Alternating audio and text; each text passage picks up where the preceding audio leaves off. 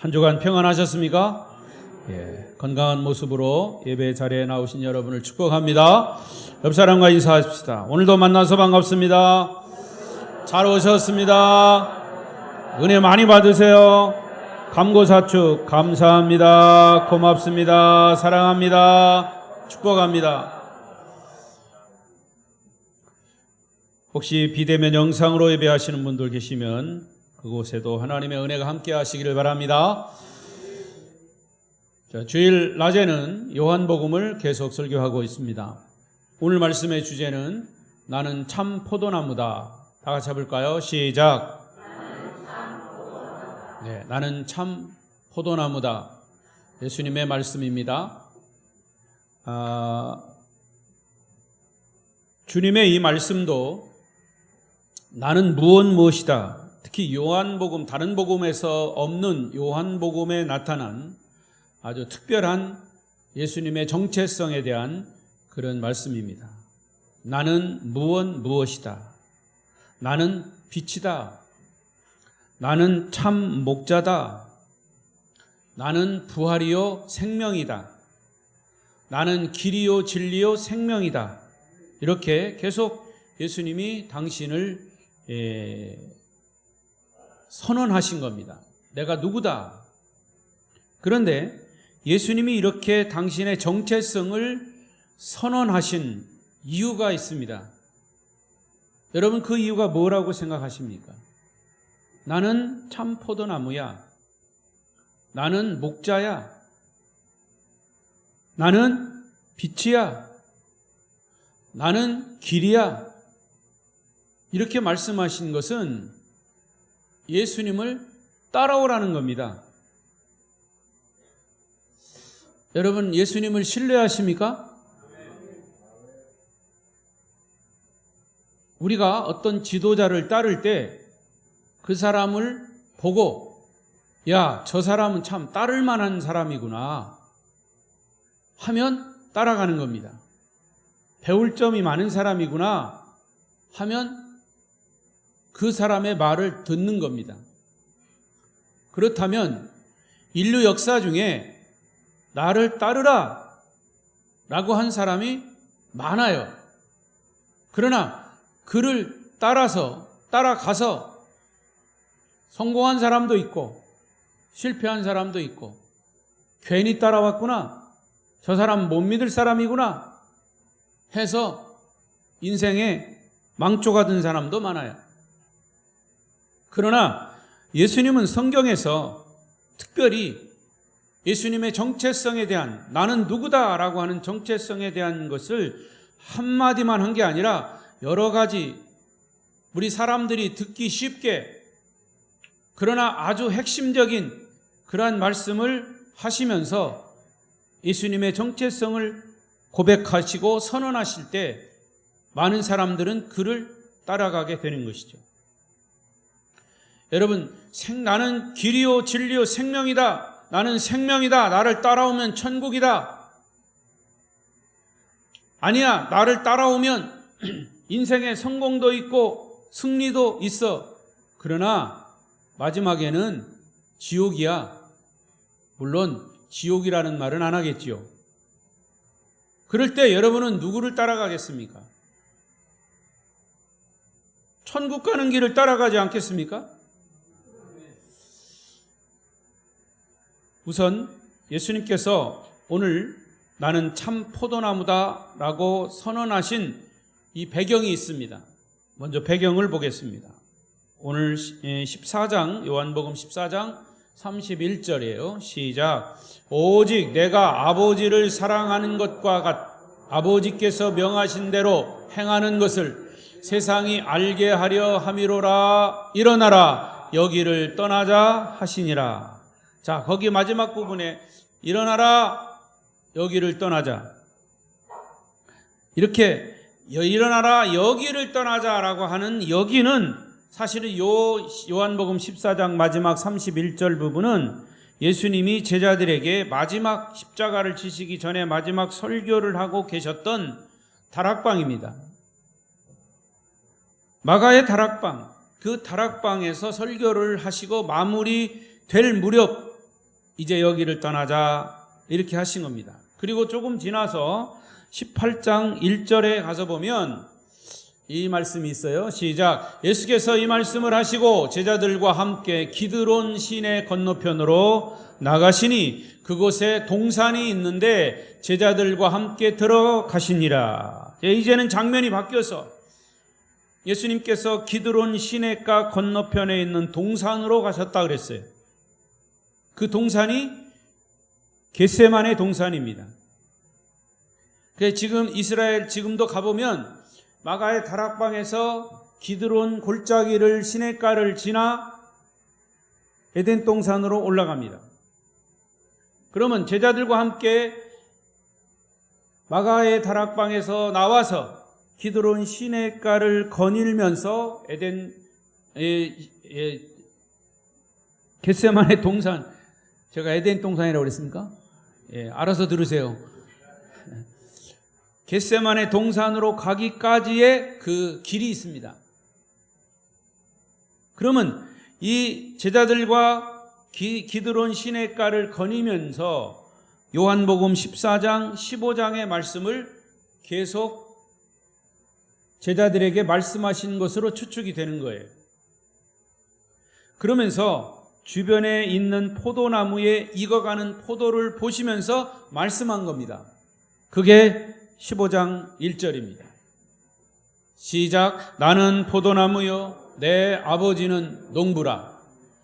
이렇게 15장으로 넘어와서 기드론 시냇가를 지나면서 제자들에게 포도나무를 보면서 이야기하셨을 거다 그 말입니다. 그림이 그려지십니까? 그려지시면 제가 설명한 것이 잘 설명한 거고, 안 그려지시면 설명이 잘 안 된 겁니다. 아무튼 예수님께서 나는 포도나무다라고 하신 이 선언은 우리에게 매우 중요한 의미를 주고 있습니다. 왜냐? 이것은 예수님과 예수님을 믿는 우리와의 관계를 말씀하신 것이기 때문입니다. 자, 다시 처음으로 돌아가서 예수님께서 나는 참 포도나무다, 나는 길이다, 진리다, 생명이다 이렇게 말씀하신 것, 누가 그를 따를까? 나를 따르라 하셨을 때 예수님을 믿는 자들이 따르는 것입니다.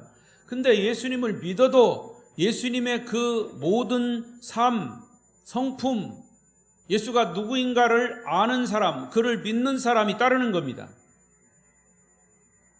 모르면 몰라도 여기는 다 예수 믿는 사람들이 여기 앉아 계셨어요. 그런데도 예수님을 나는 믿습니다 해도 예수님을 따르지 않는 사람은 있어요. 세상으로 나아가면 예수님 따르지 않는 사람 많아요.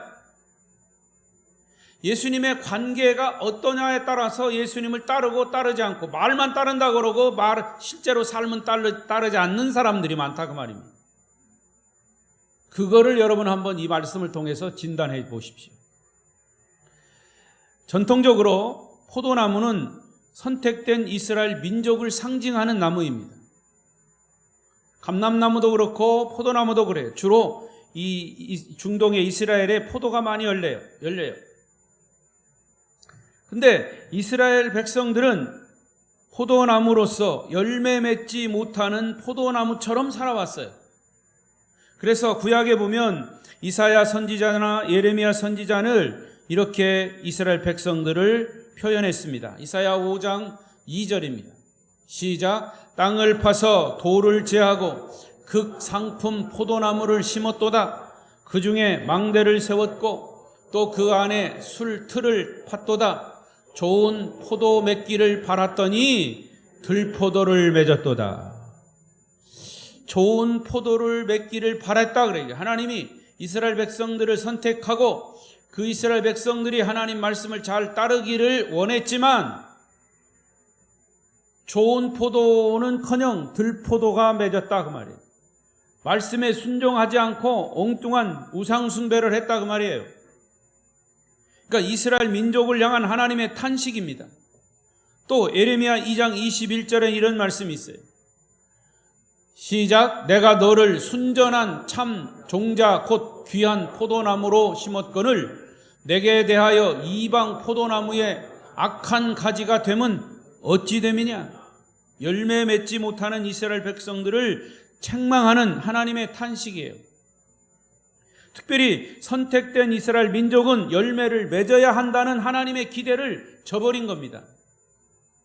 자식이 부모에게서 너 공부 열심히 해서 좋은 사람이 돼야 돼. 이 사회에 정말 쓸만한 그런 사람이 돼야 돼.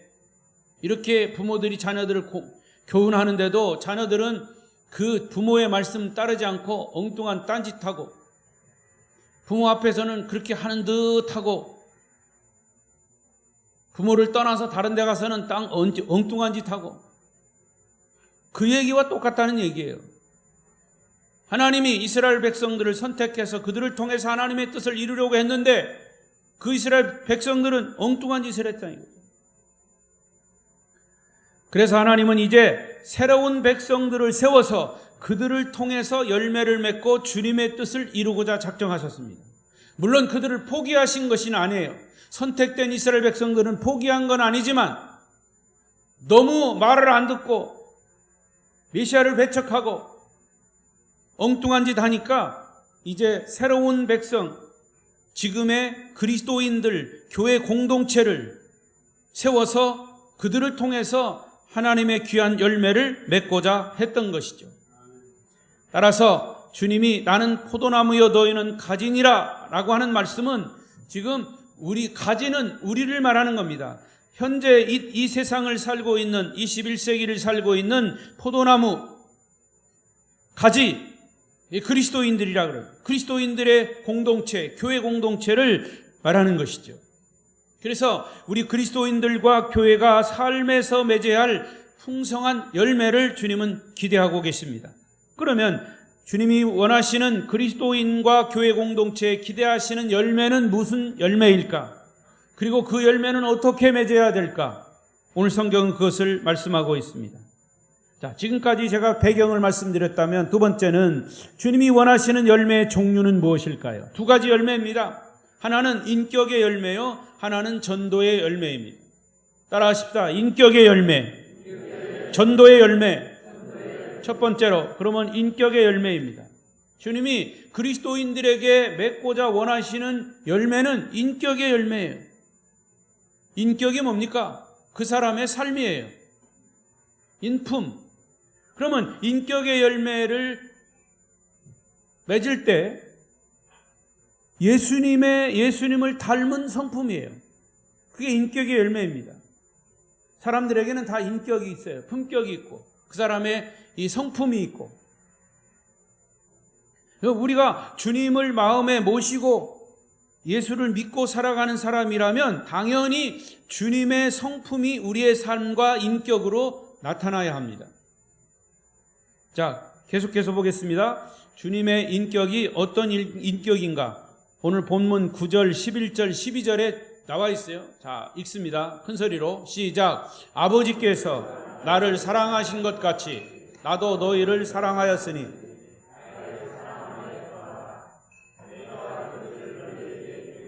내 기쁨이 너희 안에 있어 너희 기쁨을 충만하게 하려 함이라. 내 계명은 곧 내가 너를 사랑한 것 같이 너희도 서로 사랑하라 하는 이것이니라. 자, 이것이 주님이 우리 그리스도인들에게 기대하시는 인격의 열매입니다. 주님은 우리에게 사랑의 열매, 기쁨의 열매, 그래서 그 열매를 맺고 살아가는 삶을 원하시는 거죠. 인격적 열매에 대한 메시지는 예수님의 다락방 설교에 잘 나타나 있어요. 그걸 요약하면 세 가지입니다. 첫째는 요한복음 13장 34, 35절의 사랑의 열매입니다. 시작. 새 계명을 너희에게 주노니 서로 사랑하라. 내가 너희를 사랑한 것 같이 너희도 서로 사랑하라. 너희가 서로 사랑하면 이로써 모든 사람이 너희가 내 제자인 줄 알리라. 옆 사람 쳐다보세요. 눈이 개슴츠레하면 좀 깨우시고, 사랑합니다. 주 안에서 사랑합니다. 정말입니까? 그리스도인들의 맺어야 할 인격의 열매는 사랑의 열매예요. 사랑의 열매. 여러분, 그리스도인들의 사랑은 다른 사람이 나를 사랑해 달라고 사랑해 주기를 원하는 것은 내가 사랑하지 않기 때문이기도 합니다. 그러니까 먼저 다른 사람이 나를 사랑할 것을 기대하지 말고 내가 다른 사람을 먼저 사랑하라 그럽니다. 그러면 그 사람의 사랑을 알면 나도 그 사람을 사랑하게 됩니다. 이게 바로 서로 사랑입니다. 오늘 주님 말씀하셨어요. 서로 사랑하라. 서로 사랑이 없으면 그리스도인의 인격의 열매가 일단은 없는 겁니다. 첫 번째, 사랑의 열매. 두 번째, 요한복음 14장 27절.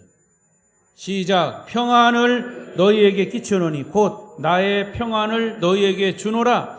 내가 너희에게 주는 것은 세상이 주는 것과 같지 아니하니 너희는 마음에 근심하지도 말고 두려워하지도 말라. 평안의 열매입니다. 두 번째 나오는 것은 평안의 열매. 세 번째 열매가 있습니다. 기쁨의 열매입니다. 요한복음 15장 11절 16장 23, 4절 시작. 내가 이것을 너희에게 이름은 내 기쁨이 너희 안에 있어 너희 기쁨을 충만하게 하려 함이라. 그날에는 너희가 아무것도 내게 묻지 아니하니라. 내가 진실로 진실로 너희에게 이르노니 너희가 무엇이든지 아버지께 구하는 것을 내 이름으로 주시리라. 지금까지는 너희가 내 이름으로 아무것도 구하지 아니하였으나 구하라 그리하면 받으리니 너희 기쁨이 충만하리라.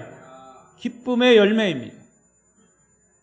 자, 세 가지 열매입니다. 우리 주님이 우리 그리스도인들에게 기대하시는 세 가지 인격의 열매가 뭐냐? 사랑의 열매, 평안의 열매, 기쁨의 열매입니다. 여러분에게 정말 사랑의 열매가 있습니까?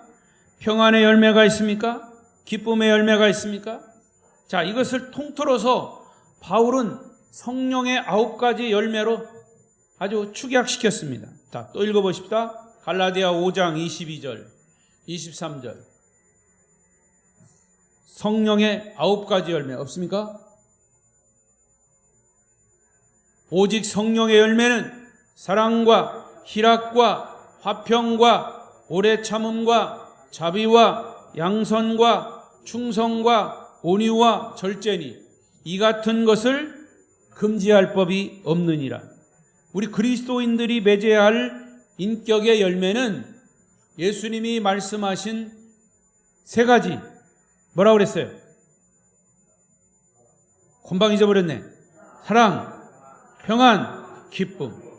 그러나 이것을 더해서 사도 바울은 9가지 성령의 열매로 축약했습니다. 이 모든 것이 우리 그리스도인들이 맺어야 할 인격의 열매라 그 말입니다.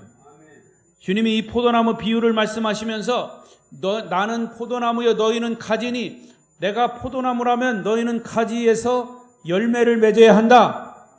이것이 바로 인격의 열매입니다. 그러므로 우리 그리스도인들이 주님께 속한 사람답게 삶에서 주님의 성품을 나타내는 인격의 열매를 맺어야 할 것을 원하신 거죠. 나무는 그 열매를 보고 안다고 그랬어요. 그리스도인이면 그리스도인다운 인격적 열매를 맺어야 당연합니다. 콩을 심었는데 콩이 나오지 않고 팥이 나오면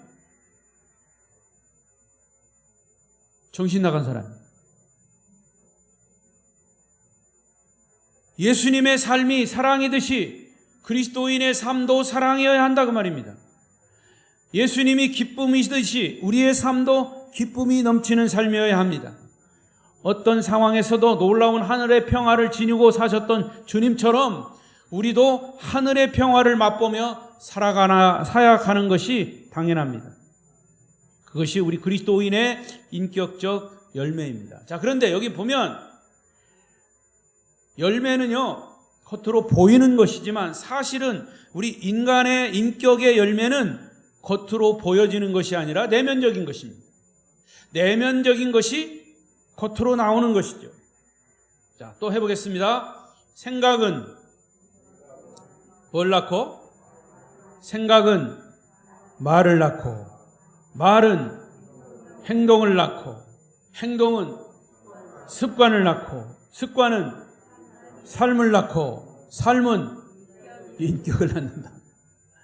그러니까 우리의 생각이 인격이 되는 겁니다. 여러분, 무슨 생각을 하고 있느냐에 따라서 계속 말하는 거예요. 말을 계속 반복하다 보면 내가 행동하고 있어요.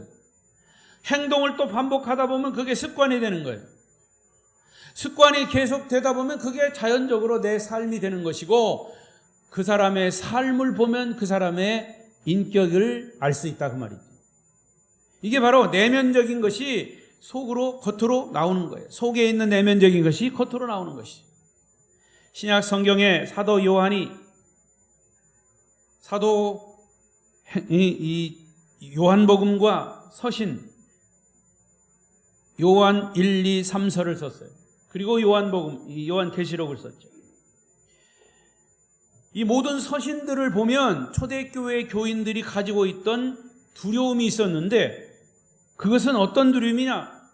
나중에 훗날 내가 주님 앞에 섰을 때 부끄러운 인격으로 서지 않을까라고 하는 두려움이에요. 그렇다면 여러분은 어떻습니까?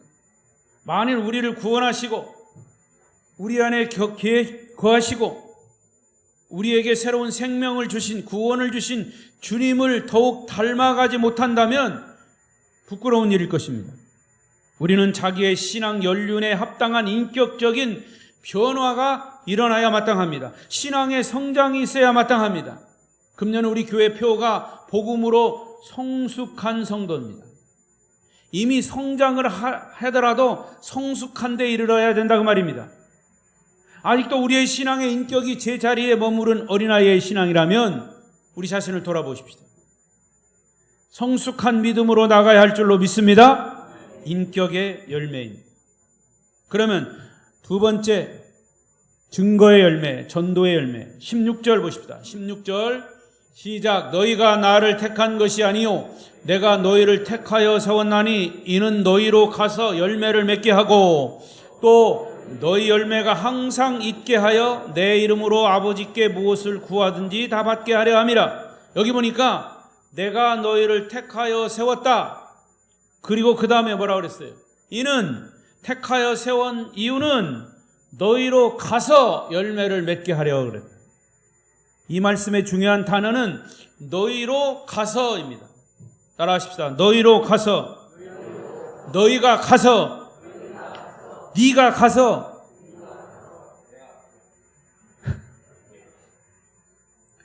너희가 세상으로 가라는 거예요. 뭐 하러 가라는 거예요?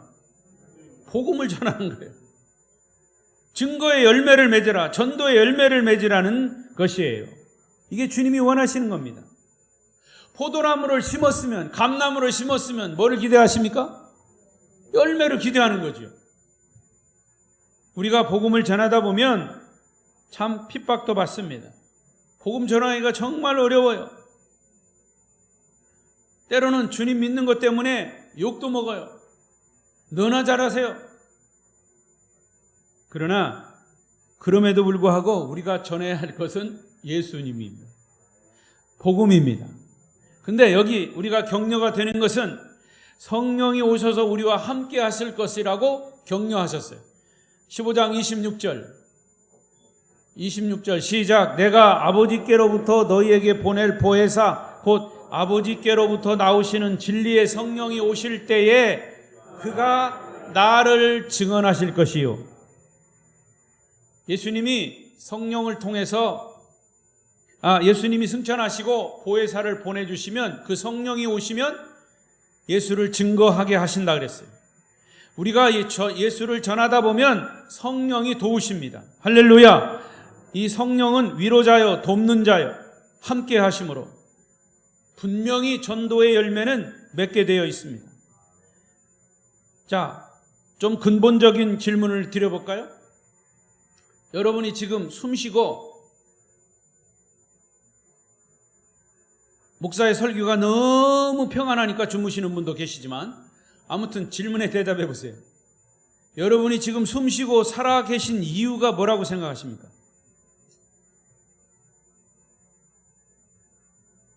아직 지금 내가 살 날이 많이 남았습니다. 아직 우리 자식들 먹여 살려야 합니다. 여러 가지 이유가 있을 거예요. 그러나 성경적인 이 질문에 대답을 하시라 그 말이에요. 여러분이 구원받고 지금까지 숨쉬고 살아계신 이유는 한 사람이라도 복음 전하라는 이유 때문에 살아있는 겁니다. 예. 껄쩍지근하니까 아멘 소리도 안 하니. 한 사람이라도 전도하라고 하나님이 지금까지 살려주신 거예요. 아주 중요한 숙제입니다. 우리 안에 주님이 함께 계시다면 주님의 생명을 나타낼 수밖에 없는 겁니다.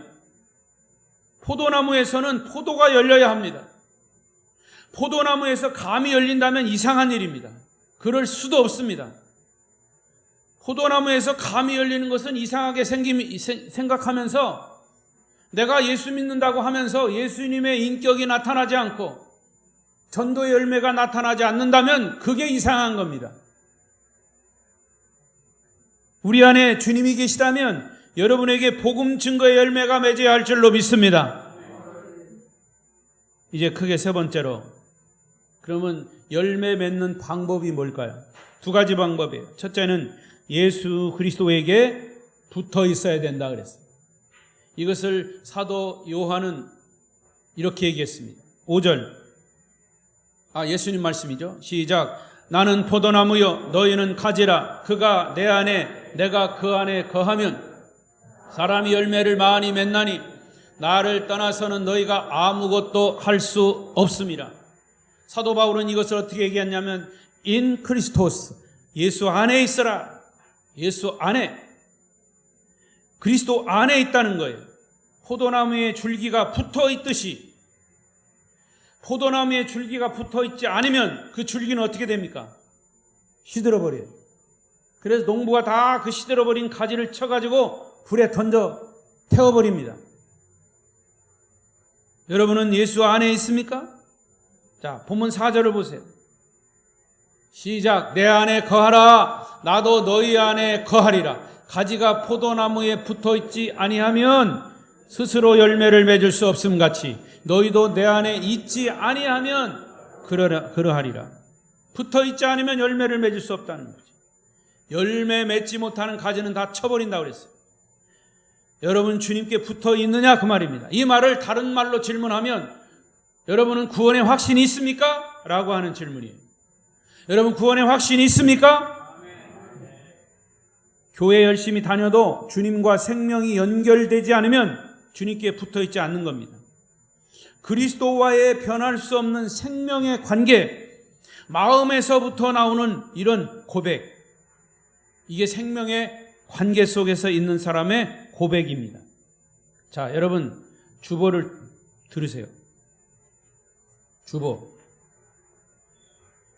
피셨습니까? 주일 낮 예배 설교 요약 보세요. 설교가 끝날 때쯤 됐습니까? 안 됐습니까? 열매 맺는 방법, 마음에서부터 나오는 이런 고백이 있어야 합니다. 줄쳐 있는 거 있죠? 줄쳐 있는 거 읽어보겠습니다. 이것이 그냥 한글을 글자를 읽는 것이 아니라 여러분의 신앙의 고백으로 읽으시기 바랍니다. 큰 소리로 읽습니다. 시작. 나는 주님 안에 있습니다. 나는 그리스도께 붙어 있습니다. 예수 그리스도는 나의 구세주이십니다. 그분은 나의 주님이십니다. 나는 구원받은 하나님의 자녀입니다. 할렐루야. 정말입니까? 정말입니까? 여러분의 변함이 없는 신앙 고백이 되시기를 바랍니다. 어떤 상황에서도 어떤 환경에서도 이런 신앙 고백을 분명히 할 수 있어야 합니다. 주님과 내가 이러한 관계에 있다는 것을 확신할 때만 비로소 열매를 맺을 수 있습니다. 인격의 열매, 전도의 열매를 맺을 수 있다 그 말입니다. 그 다음에 마지막으로 두 번째, 열매 맺는 방법 두 번째, 예수 그리스도 안에 항상 거하는 것입니다. 주님 안에 있는 것 있을 수 있습니다. 근데 항상 있지 않아요. 잠깐 있다가 외출할 때도 많아요. 근데 외출했을 때는 사고를 쳐요. 예수 믿지 않는 사람답게 살아요. 그러나 여기서 뭐라고 그랬어요? 항상 이래서 항상 그리스도 안에 항상 거예요. 여러분 포도나무 가지가 포도나무 줄기에 딱 붙어야 됐어요. 0.000001mm라도 떨어지면 그때부터 마르기 시작하는 거예요. 7절 보십시다. 7절 시작. 너희가 내 안에 거하고 내 말이 너희 안에 거하면 무엇이든지 원하는 대로 구하라. 그리하면 이루리라. 사실은 무엇이든지 원하는 대로 구하라. 그리하면 이루리라가 먼저가 아니라 그 앞에 이유가 먼저예요. 조건이 먼저예요. 내 안에 거하라. 거한다라고 하는 것. 요한복음 15장만 해도 거한다라고 하는 말이 11번 나와요. 요한복음 전체를 보면 거한다라고 하는 말이 40번 나와요. 이 거한다라고 하는 본래의 뜻이 뭐냐? 지속적으로 그 생명을 유지한다 그런 뜻이에요. 시작. 지속적으로 그 생명을 유지하는 겁니다. 오늘은 예수 믿다가 내일은 변질되거나 배신하는 그런 믿음이 아니고 나의 삶의 상황이나 환경이 변해도 내 신앙은 끊을 수 없는 변질되지 않는 지속적인 그런 생명 유지를 말하는 것입니다. 그래서 이 지속적인 주님과의 생명 유지는 그 어느 것도 끊을 수 없다고 그랬어요. 로마서 8장 35절에 이렇게 얘기했습니다. 시작. 누가 우리를 그리스도의 사랑에서 끊으리요? 환난이나 곤고나 박해나 기근이나 적신이나 위험이나 칼이랴. 아주 확신에 찬 바울의 고백이에요. 그 어느 것도 주님의 사랑과 나와의 관계, 주님이 나를 사랑하는 그 사랑은 어느 것도 끊을 수 없다고 말이에요. 그러니까 여러분, 쉽게 말해서 여러분에게 적용한다면 다른 사람 핑계대지 말아요. 다른 사람이 나를 괴롭게 하고 힘들게 해도 예수님이 나를 사랑하신다라고 하는 이 끈끈한 관계만 있으면 핑계가 될 수 없어요. 여러분 생각해 보세요. 다른 사람 때문에 내가 예수 믿지 않고 다른 사람 시험 받아가지고 내가 예수 믿는 거 끊어져 버리면 누구 손해요? 나를 그렇게 만든 사람 손해요? 물론 그 사람도 손해봐. 이렇게 손해봐요. 그 사람도 그렇게 손해보여요. 하나님이 손해보게 만들지만 중요한 것은 그 사람이 나를 그렇게 만들었어도 내가 주님과의 사랑의 관계만 이어져 있으면 그게 중요하지 않아요. 주님의 사랑이 더 중요한 거죠. 주님의 사랑이 더 큰 거죠. 그러니까 다른 사람 핑계대지 말아요. 여러분이 주님과의 사랑의 관계만 끈끈이 맺어 있으면, 인격적인 관계만 있으면 그 어느 것도 환난, 곤고, 박해, 기근, 적신, 위험, 칼 어느 것도 주님의 사랑을 끊을 수가 없는 거예요. 할렐루야. 제가 제일 안타까워하는 것은 뭐냐? 목회하면서 사람들 보면 꼭 누구 핑계대. 아니 나 목사 설교 때문에 예수 못 믿겠다고, 교회 안 나오겠다. 그러면 다른 교회 가서 그 사람 설교 들어요. 나 누구 때문에 뭐 어쩌다. 그러면 다른 데 가서 그렇게 들어. 중요한 것은 주님과의 관계를 끊어버리지 말아라 그 말이에요. 다른 사람 때문에, 어떤 사람 때문에, 그 무엇 때문에, 환경 때문에, 조건 때문에 주님과의 사랑의 관계가 끊어지면 누구 손해요? 당신 손해요. 여러분, 우리가 주님과의 관계는 단지 교회에 출석하는 정도의 형식적인 관계가 아니라 문자 그대로 지속적으로 주님을 믿는 인격적인 관계입니다. 어쩔 수 없이 마지못해서 끌려다니는 믿음이 아니라 정말 아까 인격의 열매처럼 내가 기쁨으로, 평안으로, 감사함으로 그렇게 예수를 믿어야 거기에 믿는 재미가 있는 거죠. 사실은 즐겁고 행복해서 자발적이고 스스로 감격해서 하는 이 능동적인 삶이 믿음의 열매인 것입니다. 그래서 주님 안에 거하라, 주님과 함께 거주하라, 주님과 함께 살라 그 말입니다. 요즘은 한 지붕 밑에서 한솥밥을 먹고 살지만 마음을 나누지 못하고 겨우 그냥 존재만을 확인하며 사는 가정들이 많아요. 부부들이 많아요. 말만 부부지 아침에 잤느냐 하고 얼굴 한번 보고는 헤어집니다. 저녁에 와서도 잘 지내느냐 하고 잠자고 아침에 또 일어나 또 나갑니다. 이들 사이에는 마음을 나누는 대화는 고사하고 사랑의 의미를 잃어버리고 무덤덤한 부부 생활이 계속될 뿐입니다. 이것은 하숙 생활이지 한 집에 거하며 사는 것은 아니에요. 거한다라고 하는 말은 그냥 존재한다는 말이 아니라 사랑을 나누는 거예요. 삶을 나누는 거예요. 기쁨과 슬픔을 함께 나누는 겁니다. 놀랍고 풍성한 생명을 누리는 것이 함께 거하는 곳에 사귐이 있고 함께 거하는 곳에 대화가 있고 함께 거하는 곳에 역동적인 움직임이 있는 거예요. 할렐루야. 여러분, 주님과 거한다, 주님 안에 거한다라는 말은 주님과의 역동적인 관계를 말하는 것입니다. 능동적으로 주님을 신뢰하고 주님 안에서 살아가는 삶, 예수님께서 참으로 내 삶의 주인이 되신 삶이 바로 거하라고 하는 단어에 담긴 뜻입니다. 주님은 내 모든 죄를 용서하시고 나를 구원하신 구원자일 뿐만 아니라 나를 주관하셔서 지배하시는 주인이심을 믿습니다. 성도 여러분은 오늘이라고 하는 구체적인 삶의 현장에서 여러분이 여러분의 주인이 되셨습니까? 예수님이 여러분의 주인이 되셨습니까? 그러면 여러분은 그리스도 안에서 이 주님이 가지고 계신 생명의 부요함, 그리고 기쁨, 이 모든 것 때문에 감사하며 주님을 지속적으로 신뢰하며 살아가게 될 것입니다. 이런 성도들의 삶에서 자연스럽게 나타나는 것이 열매라 그 말입니다. 인격적 열매, 전도의 열매인 것입니다. 저는 이제 말씀을 맺겠습니다. 오늘 여러분은 나는 참 포도나무다 라고 하는 주님의 이 말씀 속에서 무엇이 정말 신뢰가 되십니까? 어떤 사건이 여러분을 낙심케 했습니까? 어떤 사람이 여러분의 신앙을 뒤흔들어 놨습니까?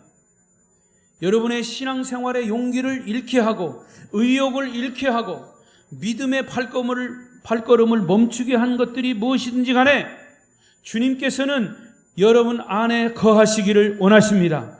여러분과 함께 살기를 원하십니다. 주님은 여러분의 삶에 구체적으로 개입하셔서 여러분을 선한 길로 천국의 일로 인도하시는 줄로 믿습니다.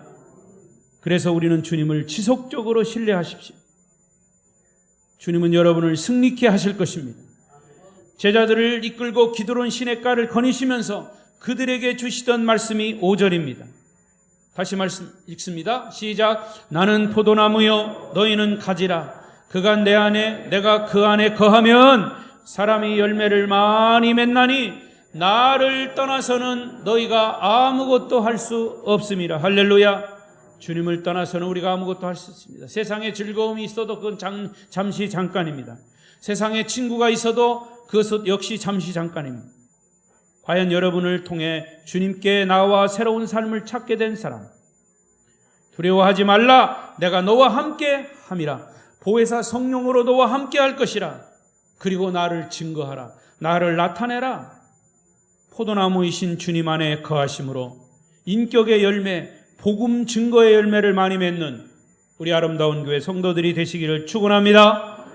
기도하십시다.